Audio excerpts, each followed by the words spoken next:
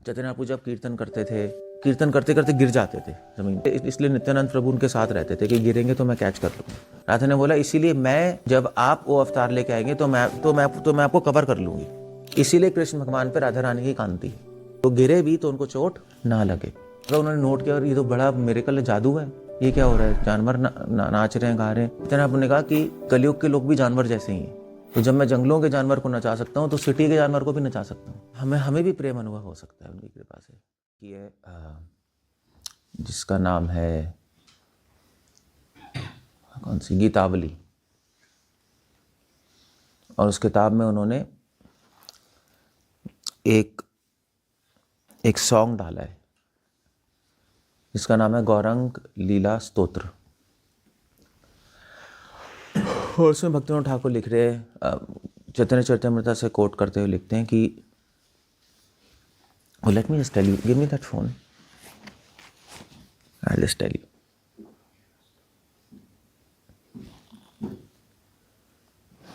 तो उसमें भक्तिविनोद ठाकुर लिख रहे हैं कि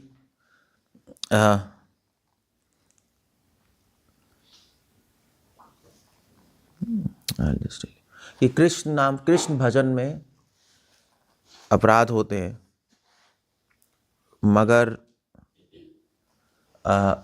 गौरंग महाप्रभु के भजन में अपराध नहीं होते।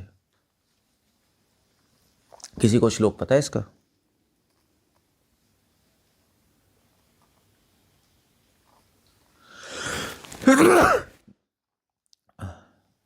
चैतन्य शतनाम, ये रहा। Okay, I will just here यहाँ पे। सो हम लोग भगवान कृष्ण की भक्ति कर रहे हैं। भगवान कृष्ण की भक्ति में अपराध का विचार होता है, इसलिए कुछ लोग, इसलिए भक्तिविनोद ठाकुर का उपदेश है कि गौरंग महाप्रभु का भजन करना चाहिए, क्योंकि गौरंग चैतन्य महाप्रभु के भजन में अपराधों का विचार नहीं है। क्या सॉन्ग है? हाँ, अपराध तो नहीं है, विचार तो नहीं, जो भी है विचार तो नहीं है चैतन्य महाप्रभु के का। Anyway, I will just tell you. तो चैतन्य महाप्रभु के भजन में अपराधों का विचार नहीं है, क्योंकि कृष्ण भगवान का जब हम भजन करते हैं तो उसमें बहुत सारे इफ एंड बट्स हैं।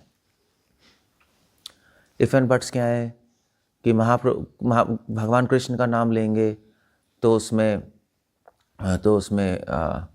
बहुत सारी चीज़ें काउंट होंगी, जैसे मिस्टेक्स, क्योंकि कृष्ण का भाव है कि वो भगवान है।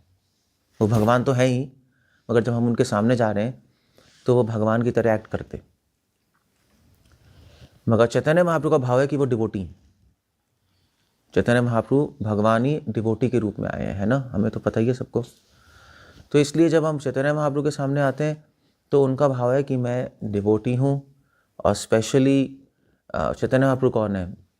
राधा द्युति संवलितम, कृष्ण भगवान ने राधा रानी का मूड लिया हुआ है, तो इसलिए टॉप मोस्ट डिवोटी का भाव है उनके माइंड में। टॉप मोस्ट डिवोटी मतलब टॉप मोस्ट मर्सी। तो इसलिए जब हम महाप्रभु के सामने जाते हैं तो वो अपराध नहीं देखते, वो कृपा करते हैं, ठीक है, मर्सी करो, किसी तरह इसको, जो भी जीवात्मा है जो मेरे सामने है, उसको किसी तरह इस जन्म मृत्यु के चक्कर से बाहर निकालो, इनके पाप नष्ट करो। तो इसीलिए भक्ति और कृष्णदास कबीरदास गोस्वामी लिख रहे हैं कि कृष्ण का भजन करना मुश्किल है। अब चलो वृंदावन में लोग, इसलिए कृष्ण का भजन मुश्किल है, इसलिए वृंदावन में लोग राधा रानी का सहारा लेते हैं, कभी राधे राधे बोलते हैं, या हम लोग हरे कृष्णा बोलते हैं, क्योंकि हरे का मतलब राधा ही है। तो राधा के थ्रू हम कृष्ण के पास जाते हैं, डायरेक्ट नहीं जा सकता कोई। तो या तो अब राधा के थ्रू कृष्ण के पास जाओ या चैतन्य महाप्रभु के थ्रू जाओ। अब राधा कृष्ण का भजन करना भी मुश्किल है, क्योंकि भागवतम में लिखा है कि जो परमहंस लोग हैं वो राधा कृष्ण का भजन करते हैं। जो मुक्त जीव है, मुक्त कुले रूपासे मानम, रूपा गोस्वामी लिख रहे हैं, जो मुक्त हो चुके हैं, जो परमहंस हैं, वो राधा कृष्ण के भजन में लगे रहते हैं। अब बाकी ऑर्डिनरी आदमी का क्या होगा? ऑर्डिनरी आदमी तो पापों के गड्ढे में गिरा हुआ है, अपने आप को नहीं संभाल पा रहा, तो उसके लिए क्या होप है? इसलिए कृष्ण भगवान राधा रानी का भाव लेके महाप्रभु के रूप में आए 500 साल पहले। और उन्होंने क्या किया? उन्होंने एक्चुअली वो जब चैतन्य महाप्रभु ने जब राधा रानी का भाव लिया, तो राधा रानी के भाव में जब आए तो श्रीमती राधा रानी की भक्ति ऐसी है कि कि कृष्ण ही पागल हो गए उसको अनुभव करके। एक्चुअली विश्व ठाकुर एक लिखते हैं इंसिडेंट्स की, राधा कृष्ण साथ में बैठे हुए थे, मतलब दे वर टुगेदर। तो श्रीमती राधा रानी ने श्रीमती राधा रानी को सपना आया एक, और सपने में उन्होंने देखा कि एक बहुत सुंदर गोल्डन लड़का वो नाच रहा है और कृष्ण कृष्ण कृष्ण कृष्ण बोल रहे हैं, और कभी कभी राधे राधे राधे राधा राधा राधा राधा बोल रहे हैं। तो राधा रानी आँख खुली, उन्होंने कहा ये क्या है, ये कौन है? तो उन्होंने कृष्ण भगवान से पूछा कि ये मेरे को क्या सपना आया है, एक गोल्डन लड़का नाच रहा है और गा रहे हैं, कीर्तन कर रहे हैं, कभी मेरा नाम बोल रहा है, कभी आपका नाम बोल रहा है, मुझे समझ नहीं आया वो कौन है। तो कृष्ण भगवान ने कहा कि तुम्हें क्या लगता है कौन है? तो राधा ने कहा जब मैंने ध्यान से देखा उस व्यक्ति को, उस गोल्डन व्यक्ति को, तो मुझे कभी लगा कि वो मैं हूँ, मुझे कभी लगा कि वो आप हो, तो मुझे समझ नहीं आया, मैं कंफ्यूज्ड हूँ। तो कृष्ण भगवान ने कहा कि एक्चुअली कृष्ण भगवान के यहाँ पे कस्तूब जो है ना, कस्तूबा मणि है यहाँ पे जो पहनते हैं ना हार, उसमें कस्तूबा मणि होती है। तो कृष्ण भगवान ने कहा कि देखो कस्तूब मणि के अंदर देखो, दिखाई देगा। तो उन्होंने देखा कस्तूब मणि में, तो उन्होंने देखा कि कृष्ण भगवान ही चैतन्य महाप्रभु के रूप में अवतार लेके आ रहे, और कैसे आ रहे? कृष्ण भगवान ने राधा रानी का भाव लिया और चैतन्य महाप्रभु के रूप में, राधा रानी का अंग कांति भी ले ली, भाव के साथ उनका जो अंग कांति है वो भी ले ली। तो राधा रानी की अंग कांति क्या है? गोल्डन कॉम्प्लेक्शन है उनका, गोल्डन, हम तो गोल्डन कह रहे हैं बट एक्चुअली उनका कॉम्प्लेक्शन है कैसे कहते हैं, हल्दी और चंदन को मिलाओगे ना तो वो कॉम्प्लेक्शन आएगा राधा का, हल्दी और चंदन, तो वो गोल्डन सा ही आता है। तो वो है, तो वो अंग कांति भी ले लिया और भाव भी ले लिया उन्होंने। तब राधा ने कहा अब मुझे समझ आया कि एक्चुअली कभी कभी वो अवतार कृष्णा क्यों बोल रहे हैं। जब चैतन्य महाप्रभु राधा के भाव में होते हैं तो कृष्णा बोलते हैं, जब कृष्ण के भाव में होते हैं तो क्या बोलते हैं?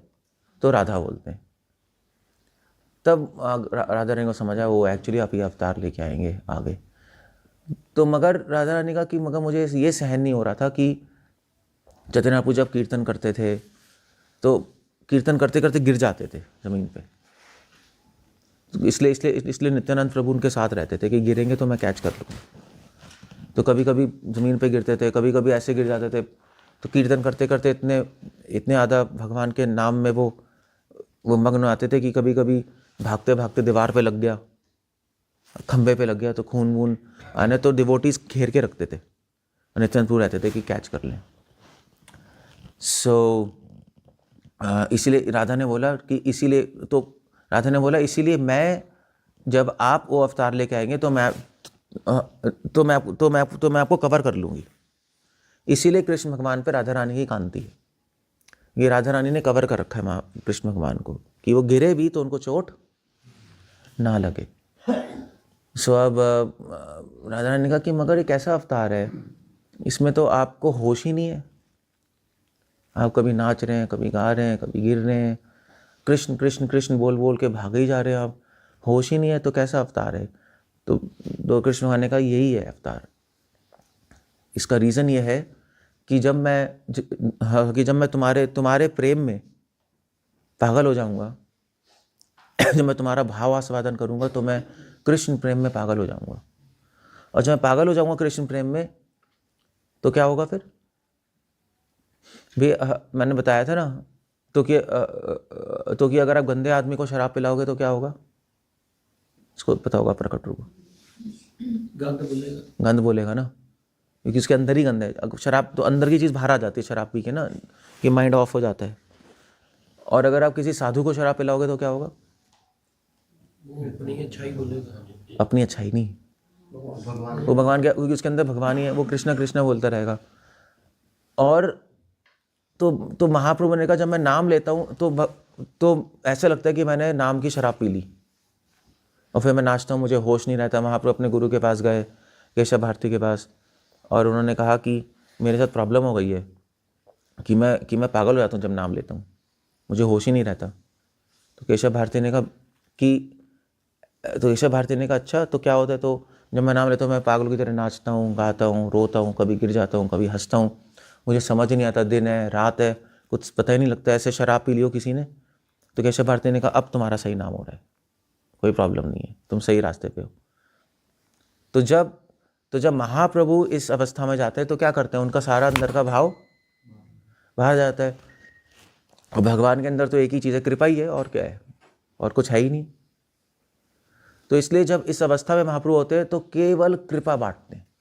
जैसे शराबी आदमी केवल गाली बोलता है और मारता है, तो महाप्रभु जब इस अवस्था में पहुंचे तो उनके मन में केवल एक ही चीज़ थी, कृपा कृपा कृपा कृपा।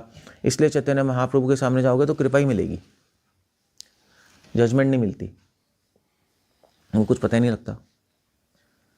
तो इसीलिए ये एक प्लॉट था। तो कृष्ण भगवान ने राधा को बोला कि ये मेरी ट्रिक है, इस ट्रिक से क्या होगा, लोगों को कृपा मिल जाएगी और लोग नरक में जाने से बच जाएंगे। क्योंकि उस अवतार में मैं होश में नहीं हूँ, होश में नहीं हूँ तो लोगों का कल्याण ही करता रहूँगा मैं। फिर मैं किसी के ना पाप देखूंगा ना अपराध देखूंगा, तभी अपराध तो विचार नहीं। इसलिए महाप्रभु के भजन में अपराध का विचार नहीं है, क्योंकि महाप्रभु सोच ही नहीं सकते, उसको सोच ही नहीं पाते। उनके माइंड में बस एक ही है, बस कृपा कर दो। इसलिए जगाए माधा के पास जाए, उनको कृपा कर दी। उन्होंने थोड़ा ना सोचा कि जगाए माधा है, गंदे हैं, वो है, उन्होंने बस कृपा कर दी, बस लो। झारखंड के जंगलों में गए, जानवरों पे कृपा कर दी? नहीं।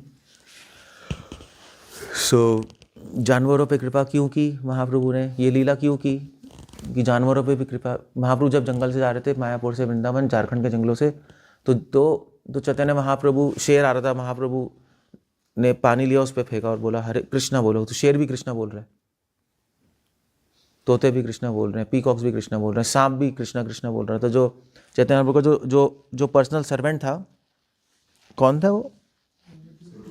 है बलभद्र भट्टाचार्य। दो थे, एक और था।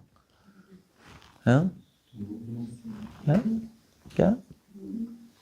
नहीं, वो आपको नहीं पता। गोविंद तो पुरी में ही था। नहीं, आदि कृष्ण वो साउथ में था। वो बलभद्र भट्टाचार्य था और एक और था, उसका नाम नहीं दिया, वो आपको पता नहीं लगेगा, वो रिसर्च मटेरियल है। दो थे, तो दोनों के दोनों डर गए। मतलब शेर आ रहा है, वो उसको बोल रहे, शेर नाच रहा है हरे कृष्णा कृष्णा, सांप भी गच रहा है, तो वो पेड़ पे चढ़ के बैठे थे, भैया शेर हमें खाना ले। डर तो लगेगा ही। तो मगर उन्होंने नोट किया, और ये तो बड़ा मिरेकल है, जादू है, ये क्या हो रहा है? जानवर नाच रहे हैं, गा रहे हैं। तो चैतन्य महाप्रभु ने ये लीला क्यों की जानवरों की? क्यों किए? ये इसलिए कि चैतन्य महाप्रभु ने कहा कि कलयुग के लोग भी जानवर जैसे ही हैं, हम लोग भी जानवर जैसे ही हैं। तो जब मैं जंगलों के जानवर को नचा सकता हूँ तो सिटी के जानवर को भी नचा सकता हूँ। हम लोग सिटी के जानवर हैं, तो जंगल के जानवर हैं। तो महाप्रभु ने इसलिए लीला की है। उनमें ना बुद्धि है, जानवरों में क्या, कुछ भी नहीं है, हम में भी कुछ भी नहीं है। तो महाप्रभु की कृपा से हम भी भक्ति में, हमें भी प्रेम अनुभव हो सकता है उनकी कृपा से। इसलिए चैतन्य महाप्रभु ने, इसलिए कृष्ण भगवान ने कहा मैं इसलिए ऐसा अवतार ले रहा हूँ। भक्ति विनोद ठाकुर ने इसीलिए ये जो गौरंग स्मरण स्तोत्र के पहले इंट्रोडक्शन में सब लिखा है, इसलिए बता रहा हूँ मैं आपको कि उन्होंने एक्सप्लेनेशन दी है कि महाप्रभु की शरण लेने में ज़्यादा फायदा है। इनफैक्ट शिला प्रभुपाद ने भी लिखा है कि अगर आप राधा का नाम लोगे, कृष्ण का नाम लोगे, तो हो सकता है आपको गोलोक और कृष्णा नहीं मिले, मगर अगर आप गौरंग महाप्रभु और नित्यानंद प्रभु का नाम लोगे तो डेफिनेटली कृष्ण भगवान की प्राप्ति हो जाएगी। That was the idea. तो हम नेट पे पढ़ सकते हो गौरंग स्मरण स्तोत्रम, एक गौरंग शतावली, गौरंग शतावली सर्वम भट्टाचार्य ने लिखी है। तो उसमें सारे महाप्रभु के सारे पास टाइम्स हैं, सारे लीलाएं। इसलिए मैं आपको कहता कि चैतन्य चरितमृता पढ़ो, तभी कह रहा था मैं। और चैतन्य महाप्रभु का ज़्यादा स्मरण करें हम तो बेटर है। अब लोगों ने क्या किया, पूरी जगन्नाथपुरी में और अपा संप्रदाय वालों ने यहाँ भी चैतन्य महाप्रभु की शरण लेना था, इंपॉर्टेंट है कृष्णवान से, कृष्णवान को छोड़ दिया, गौरंग महाप्रभु पे आ गए, निताय गौर राधे श्याम।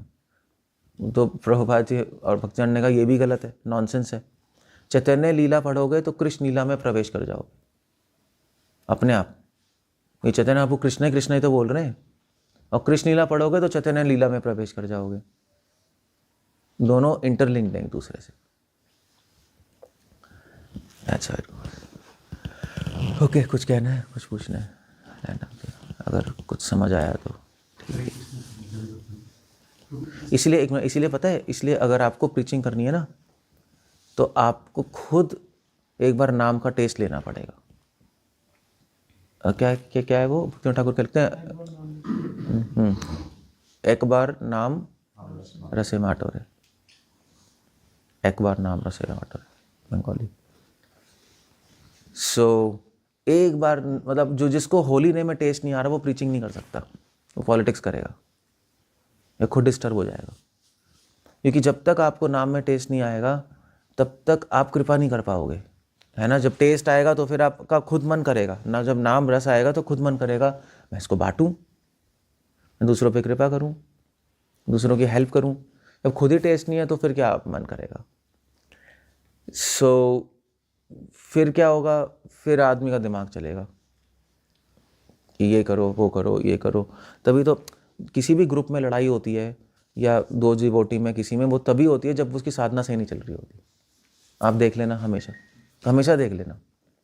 इसलिए मेरे पास कोई भी आता है, प्रभु जी ये प्रॉब्लम है, मैं उससे सीधा क्वेश्चन पूछता हूँ, रीडिंग चल रही है? मोस्टली 99.9% आता है नहीं चल रही प्रभु अभी, बस वहीं लैक होता है। तो वो होता ही नहीं, यार लेक्चर नहीं सुन रहे, अगर रीडिंग नहीं हो रही, जो भी है कहीं ना कहीं मिसिंग होता है, तो दिमाग घूमता है। इसलिए जब तक पर्सनल साधना नहीं है तब तक आप लोग ना अपना कल्याण कर पाओगे और दूसरे का भी कल्याण नहीं कर पाओगे, और प्रीचिंग होगी नहीं। इसलिए प्रीचिंग करने के लिए चैतन्य महाप्रभु ने अपने एग्जाम्पल से दिखाया है। क्योंकि जब तक आप नाम के रस का अनुभव नहीं करोगे तब तक आपकी बुद्धि चलेगी, गंदी बुद्धि। उसको रोकने का तरीका ये है कि नाम का रस ले लो। जैसे शराब पी के बुद्धि रुक जाती है, मन रुक जाता है, ऐसे भक्ति ठाकुर लिख रहे हैं कि नाम की शराब पीकर आपका गंदा मन और गंदी बुद्धि रुक जाएगी, फिर आत्मा का जो गुण है वो ऊपर आ जाएंगे। इसको प्रीचिंग कहते हैं। मगर आजकल तो लोग प्रीचिंग तो कर रहे हैं, प्रीचिंग आजकल पैशन में हो रही है। पैशन समझते हो? पैशन समझते हैं आप लोग? क्या कहते हैं पैशन, क्या कहते हैं? हाँ, रजोगुण में प्रीचिंग होती है। वो भी एक एंगल में बुरा नहीं है, अगर वो भी हो रही है कोई प्रॉब्लम नहीं है, एटलीस्ट कुछ तो अच्छा तो हो ही रहा है, लोगों का कल्याण हो रहा है। मगर इतना बेटर नहीं है, क्योंकि फिर उसमें निचपिच खिचपिच होती रहेगी ग्रुप में, लोगों में। वो बेस्ट नहीं है। उससे तो अच्छा ही है क्योंकि आप कुछ नहीं कर रहे, भगवान के लिए तो भाग रहे हो, एटलीस्ट अपने स्वार्थ के लिए तो नहीं भाग रहे। ठीक है, दैट्स ओके, एक्सेप्टेबल है। मगर आइडियल नहीं है, परफेक्ट नहीं है। उसमें आपको इतना मज़ा नहीं आएगा, थोड़ा सा आएगा, मज़ा नहीं आएगा, फिर लड़ाई है, फिर आप करोगे प्रीचिंग तो उसमें टैटे टैटे होगी। ये खुद ही कंट्रोल नहीं है माइंड पे। तो अगर अच्छे से अगर एक इंजॉयबल करना चाहते हो प्रीचिंग, कि आपको भी अच्छा लगे, दूसरों को भी लगे और सबका कल्याण हो, तो वो आपको अपनी साधना अच्छी करनी पड़ेगी। और साधना तभी अच्छी होगी जब आप चैतन्य महाप्रभु से जुड़ोगे। केवल कृष्ण से जुड़ने से आप नहीं कर पाओगे। भारत में प्रॉब्लम है कि नॉर्थ में स्पेशली चैतन्य महाप्रभु के बारे में ज़्यादा आप जानते नहीं ना। आप लोग बचपन से कृष्ण के बारे में जानते हैं तो कृष्ण के पास आ गए हैं। मगर आप बंगाल में जाओ, बंगाल गया है कोई? यहाँ मायापुर नहीं गया कोई? तो पागल हो गया, दिमाग खराब है क्या? मैं तभी तो बंगाल पूछ रहा हूँ यार, हद हो गई, इतनी ऐसी हालत है यहाँ पे कांग्रेगेशन की। तो सभी गए मायापुर, मुझे पता है। तो बंगाल में आप जाओ, आप मायापुर में आप ट्रेन में जाओ, सब महाप्रभु का ही गुणगान चलता रहता है। वहाँ तो कुछ है ही नहीं, गौरंग गौरंग गौर गौर हरि गौर हरि, यही चलता है। अब गाँव में नहीं गए, गाँव में जाओ बंगाल के, इसको पता है, बंगाल से ही है। मतलब ये तो चलो नीचे से है आपका ये थोड़ा नीचे के पार्ट से 24 परगना से हो ना, वहाँ पे थोड़ा सा शायद है वहाँ पे, फिर भी काफ़ी है। मगर ऊपर की साइड मायापुर, नवदीप, आपका बीरभूम, मेदिनीनगर, वो जो एरिया पूरा है, जो सेंट्रल जो है, वो तो पूरा ही मतलब गांव जाओ, वहाँ पे बस गौरंग महाप्रभु के ही चलते हैं कीर्तन, कुछ नहीं होता वहाँ। अब कृष्णा तो कम ही नज़र आएंगे आपको, राधा तो चलो छुपी हुई है वहाँ। गौरंग महाप्रभु उनको पता है कि गौरंग महाप्रभु एक रास्ते, इसलिए श्रील प्रभुपाद ने बोला था कि वृंदावन का रास्ता मायापुर में है, वृंदावन का रास्ता वृंदावन में नहीं है। कपूरथला से वृंदावन नहीं जा सकते आप चले जाओ ट्रेन पकड़ के, नहीं पहुँचोगे, वहाँ पे होटल में रह के आ जाओगे। वृंदावन का रास्ता मायापुर नवदीप में। तो उसका मतलब ये नहीं कि हम असली में चले जाएं, उसका मतलब ये कि हमारा माइंड मायापुर नवदीप में महाप्रभु के पास होना चाहिए। तो अब मुझे बताओ, आप लोग दिन में कितनी बार महाप्रभु के बारे में स्मरण करते हो प्रकट? कितनी बार? मैं तो 16 माला पे वही करता हूँ, वही बैठा हूँ। है 16 माला करता हूँ, वही बैठता हूँ। किसकी? जब तो वही करता हूँ, मैं उधर मंदिर में बैठ जाता हूँ जाके। कहाँ? अच्छा, आपने बोला था वो तो चलो ठीक है, वो एक स्टाइल है आपका, बट क्योंकि वैसे जो 4-5 माला तो वो तो फिर मेरा नहीं, बट चैतन्य महाप्रभु का आप स्मरण कर नहीं सकते क्योंकि आपको पता ही नहीं कुछ। वो तो आप एक मेथड कर रहे हो। ये क्या करते हैं, ये अपने मन में सोचते हैं कि वो भक्तियों ठाकुर के वहाँ बैठे हैं और चैंटिंग कर रहे हैं, वो एक तरीका है, दैट्स ओके। तो बट ये है कि महाप्रभु का स्मरण कितनी बार करते हो दिन में, कि वो उन्होंने संन्यास लिया, केशव भारती के पास गए, गया गए, पुरी गए, पानीहाटी गए, उसके बाद खड़दा गए, वो तो आपको पता ही नहीं, करोगे क्या? कितनी बार करते हो? नहीं होता ना। सो विशाल कितनी बार करते हो? कहाँ है विशाल, कहाँ है? कितनी बार करते हो महाप्रभु का स्मरण? ज़्यादा नहीं होता।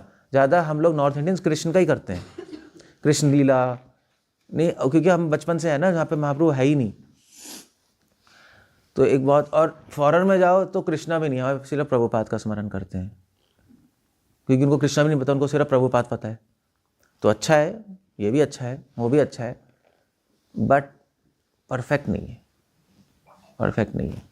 परफेक्ट है चैतन्य महाप्रभु।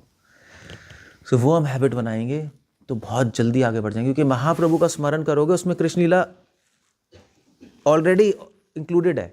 चैतन्य महाप्रभु कृष्ण ही तो बोल रहे हैं। चैतन्य महाप्रभु कृष्ण के लीलाएं गा रहे हैं, कालिया लीला, गोवर्धन लीला। तो चैतन्य लीला में दोनों स्मरण होगा, चैतन्य महाप्रभु भी और कृष्ण भी। कृष्ण लीला में दोनों नहीं होता, तो इसलिए थोड़ा सा लैक है। क्या कह रहे हो? चैतन्य महाप्रभु की कृपा मतलब हरिनाम संकीर्तन के अलावा और क्या तरीका जिससे हमारी बढ़ पाए? चैतन्य महाप्रभु के बारे में पढ़ना पड़ेगा, वही तो कह रहा हूँ, उनकी लीला स्मरण करनी पड़ेगी। अब आपने पता नहीं ना आपको उनके लाइफ हिस्ट्री और वो, तभी तो चैतन्य चरितमृत किताब है, वो पढ़ोगे तब उनका स्मरण होगा। वो कहाँ गए थे, क्या कर रहे थे, क्या उन्होंने बोला, उनकी स्तुतियाँ हैं, वो सब फिर उनका स्मरण कर सकते हो आप। वो आप लोगों को पता नहीं तो कैसे करोगे आप स्मरण? मतलब चैतन्य महाप्रभु, चलो एक बात हुई, चैतन्य महाप्रभु तो चलो आप लोग पता नहीं, थोड़ा बहुत तो चलो जय श्री कृष्ण चैतन्य बोलते तब कर लेते होगे, नहीं तो राउंड पूरा होता हूँ। बट गदाधर पंडित, कोई स्मरण करता है गदाधर पंडित का? कोई करता है यहाँ पर? कब किया था, कितने साल पहले किया था? पूछ रहा हूँ ऐसे ही, लेक्चर को छोड़ के। लेक्चर में तो आप कुछ भी बोल दो, वो मैं मानता नहीं, वो जीरो है। वो लेक्चर तो प्रिपेयर करके दिया जाता है, वो स्मरण नहीं होता। नहीं करते। श्रीवास ठाकुर के बारे में स्मरण किया है कभी? तो ये तो चलो है ही नहीं, माइंड में है ही नहीं। अब ये तो चलो छोड़ ही दो, फिर तो आपसे नेक्स्ट क्वेश्चन पूछने की ज़रूरत ही नहीं है। महेश पंडित, रुद्र पंडित, ये तो आप कहोगे कि किसका, कि प्रभु जी आपके चाचा का नाम है क्या? आपको पता ही नहीं कौन है, महाप्रभु के पार्षद ही नहीं पता कौन है, तो कैसे होगा? भक्तिविनोद ठाकुर यही लिख रहे हैं, गौरंगेरा संगी जाने। हाँ, गौरंग महाप्रभु के संगियों को आप समझोगे, जानोगे, उनका नाम लोगे तो अपने आप एडवांसमेंट होती है, क्योंकि वो बहुत मर्सीफुल है सब। तो कैसे होगा बताओ, कैसे भगवान के पास जाओगे? मैं कल चिन्मय से ये पूछ रहा था कि यार ये कॉन्ग्रीगेशन भगवान के पास कैसे जाएगा, कोई रास्ते नहीं नज़र आ रहा। क्योंकि आप जो भी कर रहे हो वो एक मिनिमल बेसिस है। आप मिनिमल कर रहे हो, आप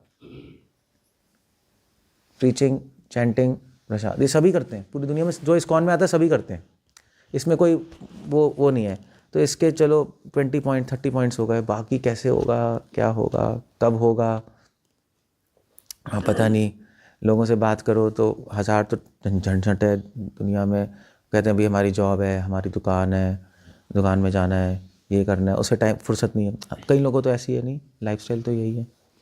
कई लोगों को बीमारियां हैं, कई लोगों को ये है वो है, हज़ार चीज़ें, वो भी है प्रॉब्लम, प्लस ये भी नहीं पता, एक बहुत बड़ी एक प्रॉब्लम है। इसलिए मगर हो सकता है अगर थोड़ा सा आप स्मार्ट वर्क करो ना तो हो जाएगा।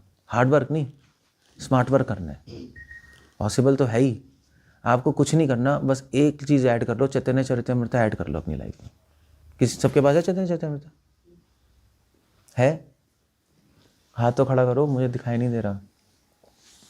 आपके पास नहीं है पर ले लेना।